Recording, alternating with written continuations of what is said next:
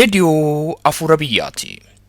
Reediyoon Afuura Biyyaa karaa marsaa intarneetaa sayfanabalbal.com torbanitti al tokko afaan Amaaraatiif afaan Oromootiin Afuura Biyyaa kan quba sin qabsiistu madda odeeffannooti. Kun reediyoo Afuura Biyyaati.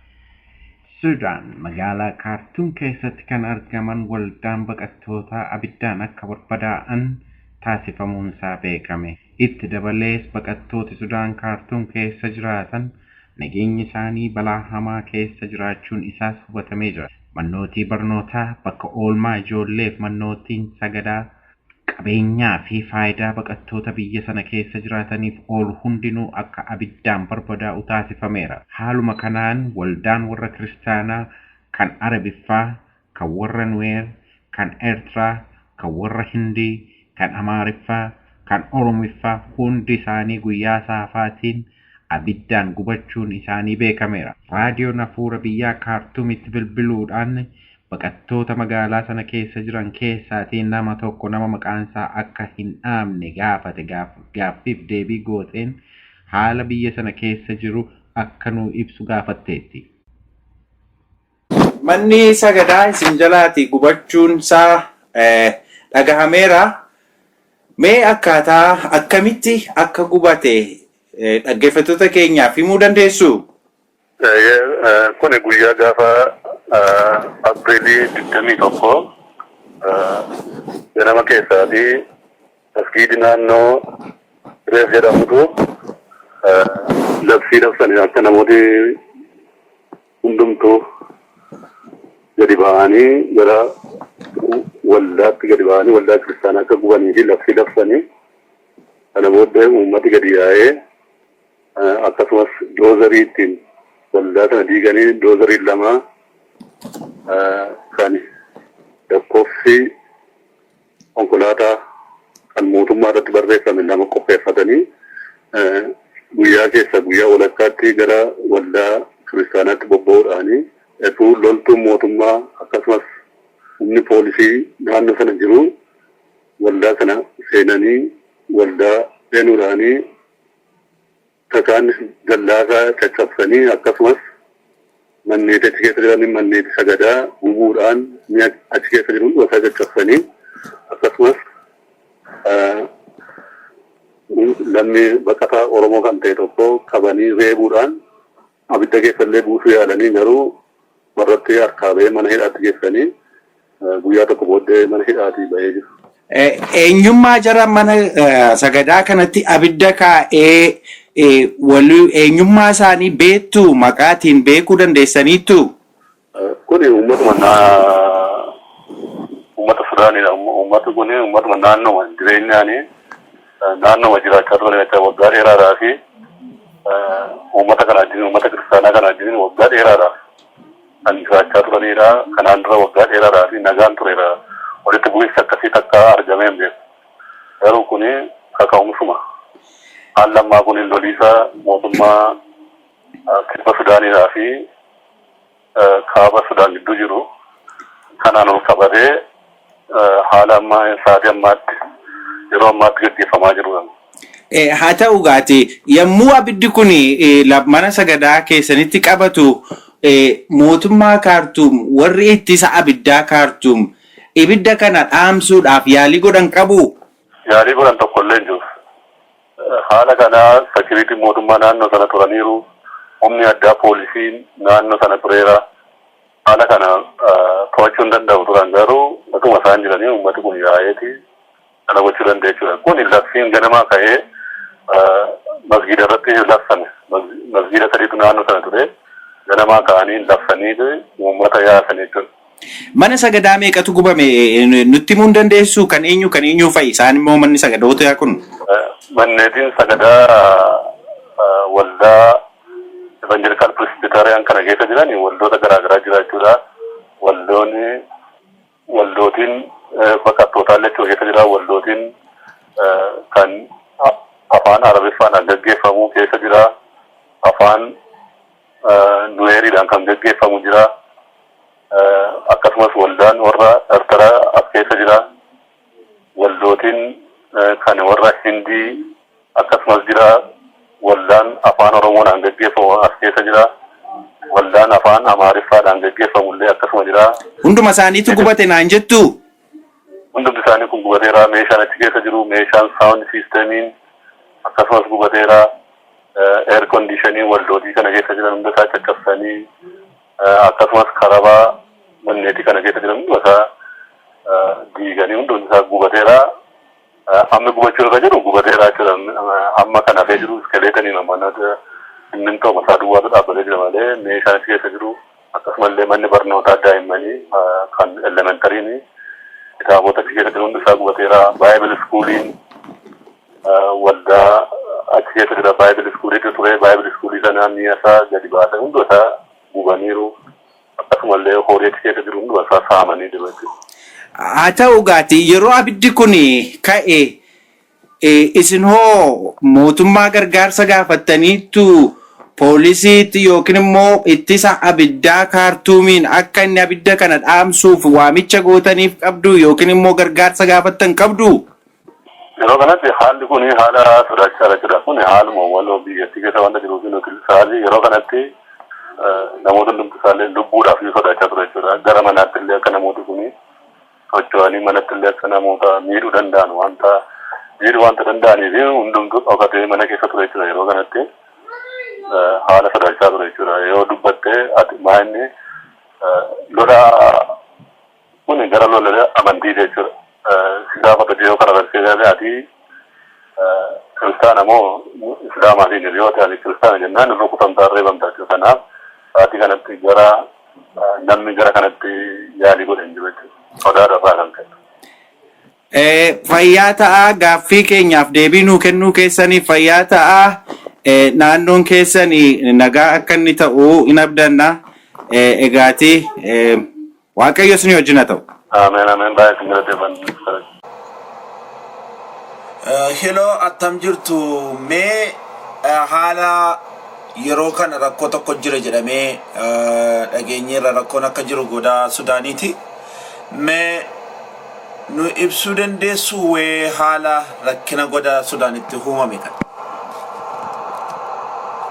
Egaa galatooma rakkoon naannoo Sudaanii jiru kun rakkoo warra Saawudii fi warri Sudaan walitti buusan irraan kan ka'e dhimma amantii kiristaanaa waldaa kiristaanaa gubuudhaan kompaawundii waldaa kiristaanaa meeshaa isaanii meeshaa instrumentii muuziqaa akkasuma wanta iddoo sanatti argamu manna naannoo sana jiru gubanii amantiin kiristaanaa kana booda biyya kana keessa hin jiraatu kan jedhurraa kan ta'e uummati yaa'ee nama 500 ol kan ta'u rakkoo akkasii uumee amma rakkoo guddaa keessa jirra lubbuu keenyaaf ni sodaachaa jirra rakkoo kanaaf kan kana fakkaatan biyya kana keessatti yeroo ammaa hin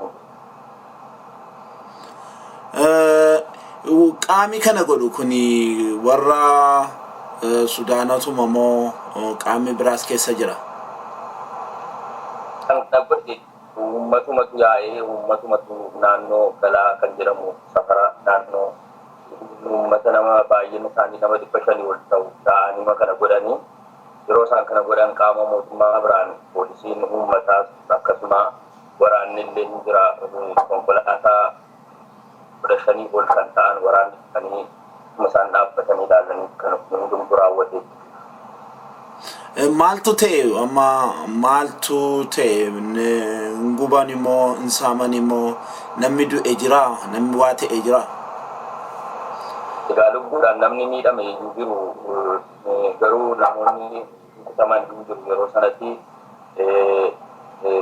saammii utuu hin ta'in gubanii abidda qabsiisanii gubanii sakaan immoo hin caccabsanii mana balbala isaa fi mukkootisaa hin caccabsanii air conditionii yookaan marofaa jedhama biyya kanatti akkasuma marofaa fi air conditionii keebilii elektirikii kutanii amma iddootti waaqeffannu isaatti jiraachuudhumaaf iyyuu akkuma nama tokkotti baay'ee sodaa guddaa keessa jira. Kara qaama mootummaa tarkaanfiin fudhatame hin jiru waan isiniin jedhame hin jiru ree. Karaa qaama mootummaa amma ammaatti waan nuun jedhame hin jiru bakka garaa garaa dhannee iyyachuu yaallee turre garuu iyyachuu yaallee turre dhummaata namni nuu kenne garuu tokkollee hin jiru amma ammaatti. Tole isin egaa akkuma nama baqataa biyya ambaatti UNHCR jalatti galmooftanii jirtu. Kanaaf iyyuu akka nama baqataa tokkotti UNHCR maal isinii godhe? Waan UNHCR kana guyyaamtu wanti kun uumame bilbilaan haasofsiisnee turre rakkoo jiru rakkoo uumamaa jiru isuma keessanii kottaa ilaalaa baqattoota seeraati. Ittiin jennee turre amma hammaatti qaamaan kanneen humneerraa furmaatti nuuf godhame tokkollee isa gubame mana gubame meeshaa gubame darbee ofii keenyaaf illee akka sodaachaa jirru humneerra garuu furmaatti nuuf godhame tokkollee hin jiru. Kun amma waldaama namoota kan warra kiristaanotuma hundumaa irratti ta'e moo kan inni xiyyeeffatetu jira waldaa kan biraa irratti kan xiyyeeffate qaba? Waldaa naannoo keenya jiraannu kompaawundii tokko keessa gara waldaa shaniitu jira. Waldaa shanan kana irratti raawwateera. Akkasuma naannoo Ajjeesu kan jedhamu waldaan kan irra saawutii tokko hin jira. Isarratti mata isaa keessaa ari'anii dhuganiiru. Akkasuma waldaa kaatolikii tokko iddoo biraatti akkasuma godhaniiru. Waldaa kiristaanaa irratti wanta xiyyeeffate. Tole egaa amma guyyaa yoom ta'e waan kun dhimmi kun yoom ta'e? Gaafa kaleessa malee eeggadde gaafa guyyaa Sanbatiraa ta'e gaafa guyyaa 21 jarfaffaa 2012. Tole kara mootummaa wanti isiniin jedhame illee hin jiru? Amma ammaatti kara mootummaa waan nuun jedhame hin jiru. Waan furmaatti nuuf kenname tokkollee hin jiru. Iddootti waaqeffannaa hin jiru. Iddootti walitti qabamni hin jiru. Naannoo kompaawundii waldaa sana amma poolisii mootummaatu buufatee eegaa jira jechuudha. Namni waliin seenu dhorkaadha. Tole egaa haasaaf deebinuu gootanii guddaa galatoomaa maqaa reediyoo Afuura Biyyaanii galatoomaan isiniin jedhaa. Tolee isinis galatoomaa.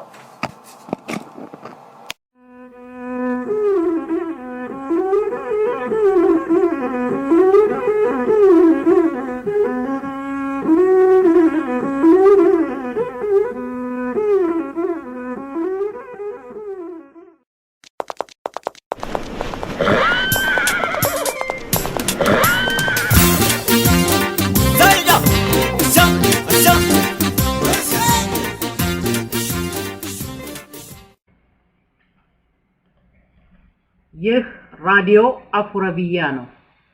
ራዲዮ አፉረቢያ በሳምንት አንድ ቀን በአፋን ኦሮሞና በአማርኛ ቋንቋ በኢንተርኔት ድረገጽ በሰይፈነበልባል.com ተዘጋጅቶ የሚቀርብላችሁ የራዲዮ ፕሮግራም ነው። ራዲዮ አፉረቢያ የኦሮሞን ሕዝብ የፖለቲካ፣ የኢኮኖሚና ማህበራዊ እንቅስቃሴ የሚዳስስ የራዲዮ ፕሮግራም ነው።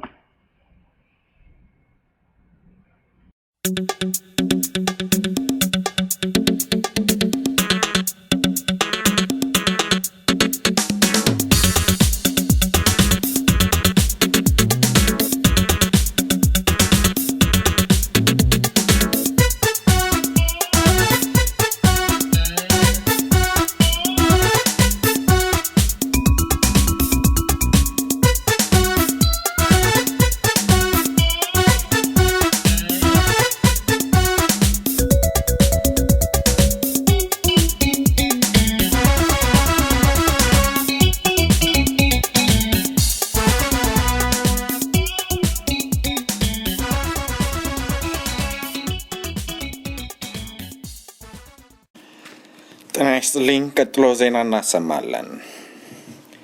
በሱዳን ርዕሰ መዲና በካርቱም የሚኖሩ ስደተኞች አገልግሎት መስጫ ተቋማት በእሳት እንዲጋዩ መደረጋቸውን ከስፍራው የደረሰን ዜና አመለከተ።